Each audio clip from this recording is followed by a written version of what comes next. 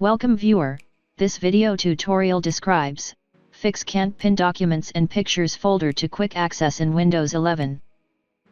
Type CMD in Windows search bar, right-click Run as administrator.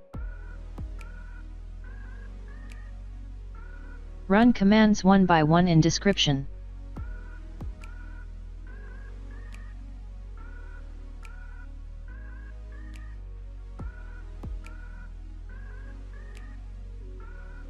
Open File Explorer.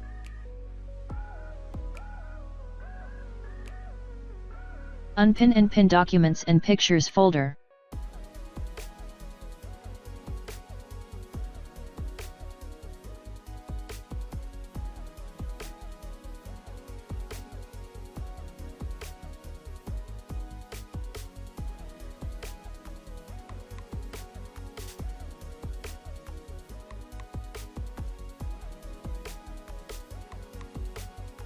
I hope this tutorial helps to you. Please like, share and don't forget to subscribe our channel.